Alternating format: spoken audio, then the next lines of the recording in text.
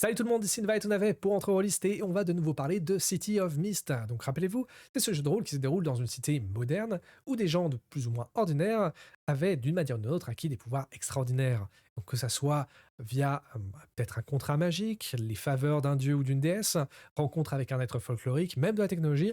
Bref, quoi qu'il en soit, vos personnages ordinaires avaient maintenant des pouvoirs magiques, psychiques, technologiques, etc., etc. Et donc ça donne lieu à une tonne de possibilités de pouvoir créer tout un tas de personnages. Mais aujourd'hui, on va parler du premier supplément qui est Shadows and Showdown, toujours créé par Son of Vogue dans la version originale et traduit en français par Barbie Inc. Donc là, ça va être un gros bébé, on a un peu plus de 300 pages pour 50€. Et quant au contenu, on va voir ce que ça vaut ensemble.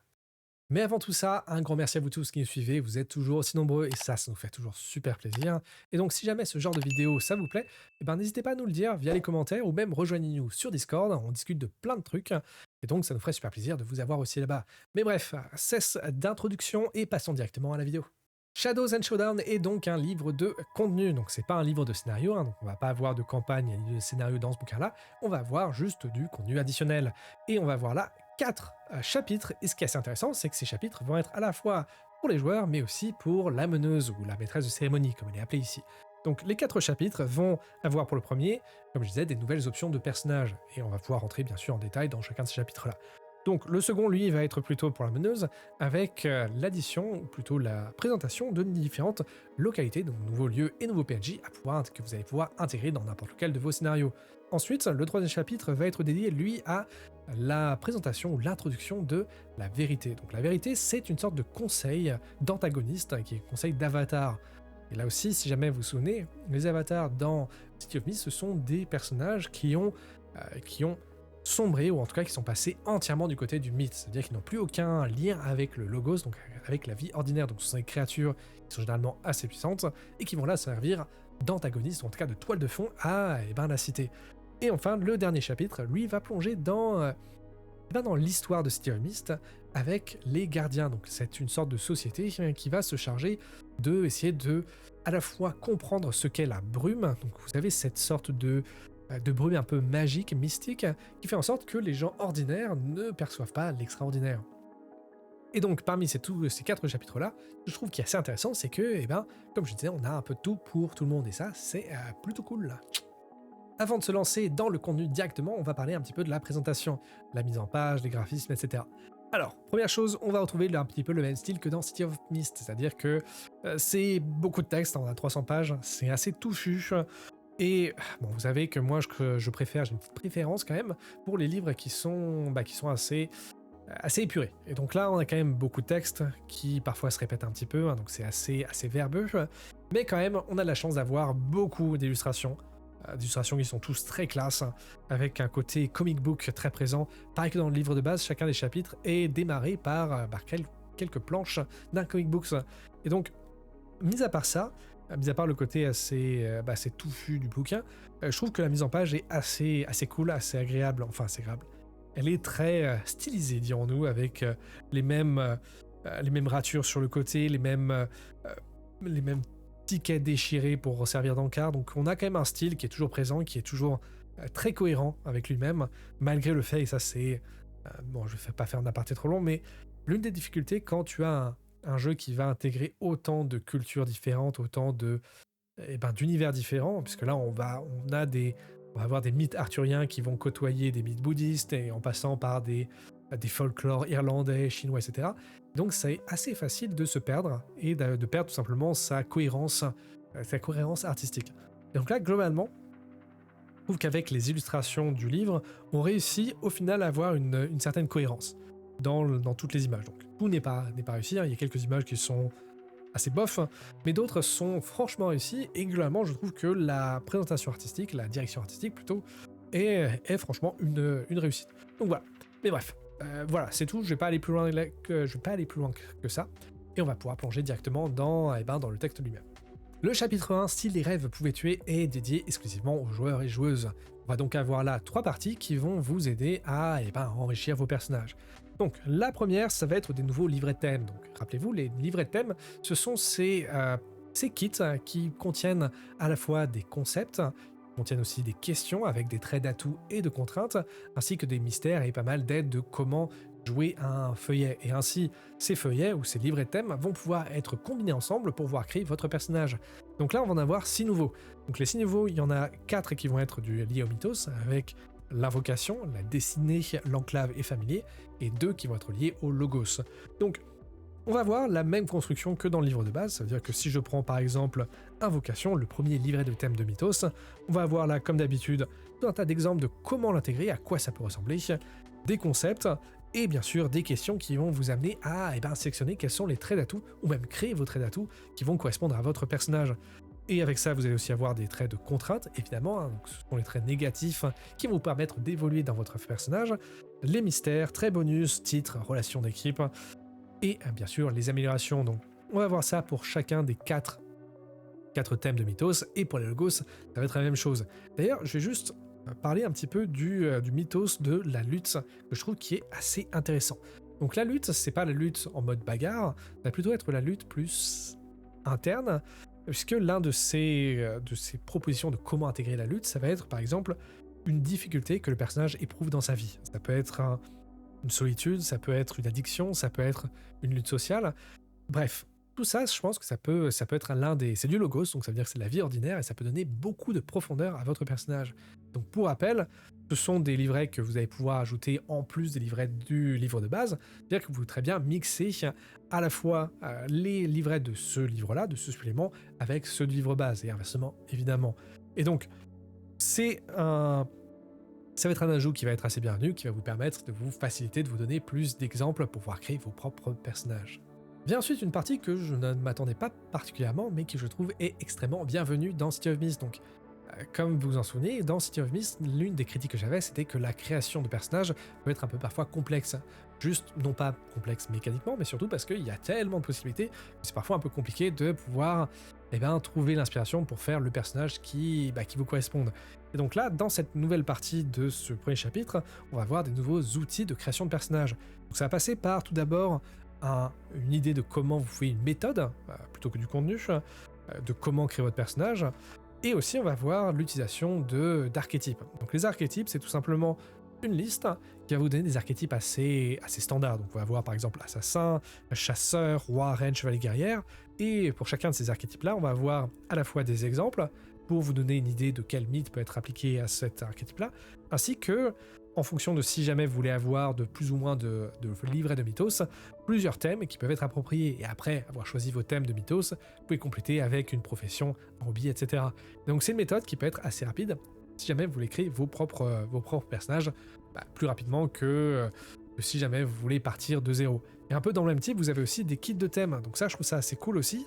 C'est que vous allez avoir des thèmes qui vont être préconstruits avec déjà des atouts, avec déjà des contraintes, déjà des mystères, qui vont être rangés un petit peu par catégorie, et ça va vous permettre de piocher encore une fois dans chacun de ces thèmes-là.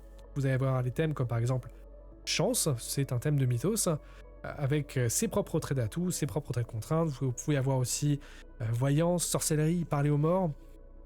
Bref, tout ça, ça peut vous aider pour aller un peu plus vite à la création de votre personnage, ou si jamais vous êtes bloqué. Et bien évidemment, vous en avez à la fois pour le côté mythos, et aussi pour le côté logos.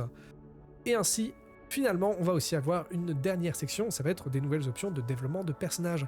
Puisque dans le livre de base, les améliorations de personnages venaient principalement de vos livrets de personnages. C'est-à-dire que chaque livret de personnage avait ses améliorations qui allaient avec. Et là, on va avoir des améliorations qui sont appelées ici améliorations de vétérans, qui peuvent être ajoutées dans n'importe lequel des feuillets. Et parmi ces améliorations-là, on va aussi avoir des arsenals de thèmes bonus. Donc les thèmes bonus, ce sont des thèmes qui sont, en plus des 4 thèmes que vous avez normalement, ce sont des thèmes qui vont pouvoir être ajoutés. Et là, par exemple, ça va être des reliques. Donc des reliques, des objets qui ont chacun leur trait d'atout et leur trait de contrainte, donc vous pouvez utiliser pour vos actions, et que vous allez pouvoir acquérir au fur et à mesure que vous avancez dans le développement de votre personnage. Donc là, vous allez avoir des reliques, mais aussi des familiers. Donc ce sont aussi des personnages des atouts que vous pouvez avoir. Et donc tout ça, ça va vous permettre d'ajouter un peu plus de diversité et surtout de vous aider, puisque évidemment chacun de ces familiers-là et de ces reliques sont évidemment à assimiler et à les modifier comme vous voulez. C'est ça un petit peu la force de City of Mist, c'est que tous ces thèmes-là, ça va vous servir de base, de fondation, et ensuite vous le reskinez, si jamais je veux utiliser un terme venu du jeu vidéo, de à la manière dont vous voulez. Et ça va conclure la section sur ce premier chapitre-là, sur les options de personnage joueur. Et c'est tout pour l'option de joueur. Passons maintenant au second chapitre qui va être lié aux localités, aux lieux et PNJ de l'univers de City of Mist. Donc, on va avoir dans ce chapitre-là, tout simplement, tout un tas de lieux et tout un tas de PNJ. Chacun des lieux va avoir sa description, évidemment, un petit contexte et mise en situation, ainsi que les différentes péripéties qui peuvent arriver. Donc, ça va être des tags citationnels, ainsi que des PNJ qui vont habiter ces lieux-là. Donc, ce qui est assez intéressant, c'est que la plupart de ces lieux-là vont être liés avec le mythe. Ça veut dire que vous avez par exemple Helen Green, qui peut être un personnage qui peut vous donner des informations, puisque ce personnage-là, c'est une agente immobilière, consultante, mais c'est aussi la réincarnation de la Pythos, donc vous savez, cet oracle grec qui était dans le temple de Delphes.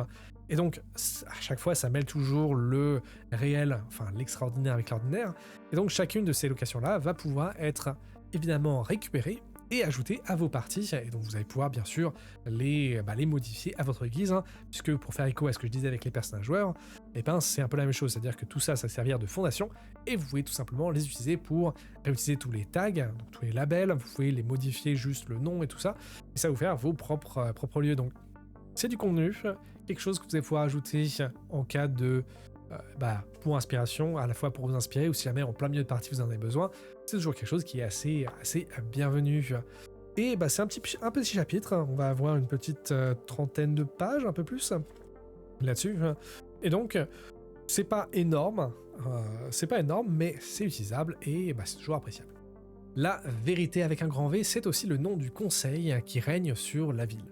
Donc c'est un panthéon même qui est composé uniquement d'avatars. Donc les avatars, c'est quand votre personnage évolue, il va pouvoir remplacer des thèmes du logos par des thèmes du mythos. Et sauf que vient un moment où les pouvoirs vont trop se développer. Et une fois que vous remplacez votre dernier thème de logos par un thème de mythos, c'est-à-dire que vous avez complètement coupé les ponts avec le côté ordinaire, dans ce cas, vous devenez un avatar. Donc dans le jeu de base, si jamais un personnage joueur devient un avatar, il est considéré comme un petit peu injouable, parce que c'est un peu la fin de son histoire en tant que personnage joueur. Et bien là, ces avatars-là, ce panthéon d'avatars, va servir d'antagoniste. Alors, c'est un peu plus compliqué que ça, c'est pas que des méchants, puisque vous allez avoir quand même Ganesh qui est né avatar, et chacun de ces personnages-là va venir avec ses modus operandi, donc quelles sont ses façons de faire, ses champions, donc quels sont des PNJ qui vont pouvoir qui vont les aider à accomplir leurs tâches, quels sont les lieux clés qui vont être leur liés, des intrigues, mais aussi on va avoir des manœuvres spécialisées, quelques thèmes supplémentaires que vous allez là aussi pouvoir récupérer, ainsi que des amorces narratives. Et bref, on va avoir vraiment pas mal de personnages différents, et tous liés à du mythos. On va voir par exemple, donc j'avais dit avec Ganesh, on va aussi avoir le dieu de l'envie chez les Bouddhas, on va aussi avoir Roméo et Juliette. Bref, on va avoir vraiment plein de personnages assez haut en couleur, tous différents, et qui vont pouvoir se servir un petit peu de toile de fond à votre histoire. C'est-à-dire que, là encore, quand vous imaginez votre scénario, vous pouvez très bien récupérer l'un de ces antagonistes-là et d'en faire un petit peu la marionnettiste ou le marionnettiste qui est un petit peu en train de tirer les ficelles de toute l'histoire. Et donc, c'est un contenu qui est vraiment pas forcément facile à mettre en œuvre. Ça va demander un petit peu de travail pour la maîtresse de cérémonie d'intégrer ça, mais ça peut être une bonne base. Ce que je trouve intéressant, c'est que on commence à rentrer un petit peu dans le background de City of Mist, puisque là, jusqu'à présent, City of Mist est, dans le livre de base en tout cas, est assez vague dans le terme, dans la description de qu'est-ce que c'est, quel univers c'est, puisqu'on avait plutôt une sorte de vibe, on était plutôt dans l'univers un peu détective noir avec un côté mystique, et là, on va rentrer un petit peu plus dans les détails. On va commencer à avoir un petit peu plus avoir cette sorte de lore qui va se rajouter à City of Mist. Et ça, c'est quelque chose qui était vraiment absent, comme je disais, du livre de base. Et donc, je trouve ça assez bienvenu de le voir arriver ici. Et donc, un chapitre que je trouve plutôt intéressant à rajouter, même si, comme je disais, pas forcément facile à utiliser. Le quatrième et dernier chapitre de Shadows and Showdown est probablement mon préféré du livre, puisque là, on va parler bien de la brume. Plus loin que ça, on va parler de secrets de costumes, les agents et la brume. Puisque Là, attention, il y a ce chapitre-là est dédié donc à un côté au lore caché de City of Mist, donc il peut y avoir plusieurs spoilers dans le bouquin. Donc je vais pas aller trop loin, je vais juste essayer de rester un peu en surface justement, et vous parler de ce que contient ce bouquin-là. Donc, dans City of Mist, il y a donc cette brume qui fait en sorte que les dormeurs, donc les gens qui n'ont pas de pouvoir, ne s'aperçoivent pas qu'il y a tout un tas de trucs extraordinaires qui est en train de se passer. Mais bah, il faut bien qu'il y ait quelqu'un qui gère ça, puisque la brume n'est pas omnipotente, elle n'est pas omnipuissante, puisque la brume peut avoir des défauts. Et donc, quand la brume a des défauts, quand la brume s'estompe et que les dormeurs se retrouvent en plein milieu de trucs, sur le point de se faire dévorer par une créature surnaturelle, c'est là que les agents, les gardiens arrivent. Donc les gardiens, c'est une organisation qui va être dédiée à s'assurer que la brume reste là où elle est, que le status quo se maintienne. Et donc, dans ce chapitre-là, on va avoir une toute nouvelle façon de jouer. Puisque là où dans le jeu de base, vous jouez des personnages donc extraordinaires qui avaient chacun qui vaquaient à leurs occupations, ici, on est vraiment consacré entièrement sur la brume. Et donc, dans cette vie d'agent, vous allez avoir tout un tas de nouvelles manœuvres, des nouveaux thèmes aussi, puisque vous allez pouvoir avoir des thèmes de gardiens, vous allez avoir des nouveaux équipements, vous allez avoir des nouvelles mécaniques, et bref, tout ça, c'est un nouveau pan du jeu qui s'ouvre à vous, si jamais vous voulez jouer des gardiens. Donc là, on va avoir un côté qui va être beaucoup plus, peut-être un peu plus sombre, donc là, on est plus du côté des Men in Black, en quelque sorte, en termes de thèmes, avec un côté même... Là, Mike, j'espère qu'il ne m'en pas trop pour dire ça, mais ça fait un peu Delta Green, dans le côté que tu as cette chose que personne ne comprend vraiment ce que c'est, qui menace l'humanité, et que donc en tant qu'agent on est là pour protéger les gens sans que eux le sachent. Et donc on va avoir un tout nouveau gameplay à faire. Comme je disais, on va avoir des nouveaux thèmes qui vont pouvoir être sélectionnés. Vous allez pouvoir avoir des thèmes en tant que tisseurs tactiques, donc ce sont des personnages qui sont capables de reconstruire la brume. Vous allez aussi avoir de nouveaux outils qui vous permettent de renforcer la brume ou de manipuler la brume. Et donc tout ça, ça donne un côté plus... Ça rajoute de la profondeur au jeu. Je trouve ça super intéressant d'avoir proposé ça, mais encore c'est le premier supplément. Donc je trouve ça assez intéressant d'avoir cette première... ce parti pris de dire, bon ok, on a toute la première façon de jouer, on la met de côté pour pouvoir vous proposer cette nouvelle façon d'aborder City of Mist. Et donc, je vais pas passer par tous les détails parce qu'il y en a quand même pas mal. Peut-être montrer aussi, mentionner plutôt quels sont les nouveaux dangers que les gardiens vont pouvoir avoir. Donc ça peut être des personnages lambda, mais ça peut aussi être des personnages beaucoup plus mystiques qui ont les pouvoirs de manipuler la brume eux-mêmes. Et donc ça peut donner des nouvelles situations. Et donc on va avoir notamment tout un tas de nouvelles accroches qui vont pouvoir être utilisées pour des accroches qui vont généralement mettre en danger la brume et qui vont pouvoir mettre en œuvre ces scénarios-là. Et avec ça, on va aussi avoir de nouveaux dangers, mais aussi de nouvelles capacités, mais aussi tout un tas de départements. Donc les agents, les gardiens sont organisés, ils ont une hiérarchie assez stricte, avec tout un tas de départements, chacun dédié à une façon de combattre, de gérer le status quo. Et donc on va avoir des nouveaux outils, des nouveaux personnages en joueurs qui vont servir d'aide aux personnages joueurs. Et donc tout ça, ça va constituer la grande partie de ce chapitre-là. Et ensuite, donc là je vais juste y parler très brièvement, mais on a aussi une explication de quel est le secret de la brume. Donc c'est quelque chose que les joueurs ne vont pas lire, mais que la meneuse de cérémonie, que la maîtresse de cérémonie va pouvoir lire pour pouvoir comprendre, en savoir un peu plus sur City of Mist, sur l'or de City of Mist. Donc, comme je disais, c'est mon chapitre préféré dans ce bouquin-là, puisqu'il y a une nouvelle approche, une nouvelle façon de faire que je trouve pas mal intéressante. Ça permet de donner aussi un cadre un peu plus fort, puisque l'un des difficultés de City of Mist, c'est que les infinités de personnages font qu'il y a une infinité d'intrigues, donc ça peut être un peu compliqué de se cadrer et de trouver une manière de trouver un scénario qui aille à tout le monde. Et donc là, le fait d'avoir ce côté de la brume et des gardiens, je trouve que ça donne un cadre qui est le bienvenu. Donc ouais, un meilleur chapitre du bouquin. Et pour terminer, je passe très brièvement sur les aides de jeu, sur les appendices, puisqu'on va avoir là tout simplement un index, et les index c'est très cool, qui va répertorier toutes les mythos du bouquin. Et donc ça veut dire que si jamais vous voulez vous remémorer, vous voulez trouver l'un de mythos en particulier pour soit les récupérer ou les modifier, et vous avez ces index là. donc les index de tous les mythos, mais aussi de toutes les reliques, tous les kits de thème, et globalement tout ce qui est à retenir dans ce bouquin-là, et même aussi les dangers.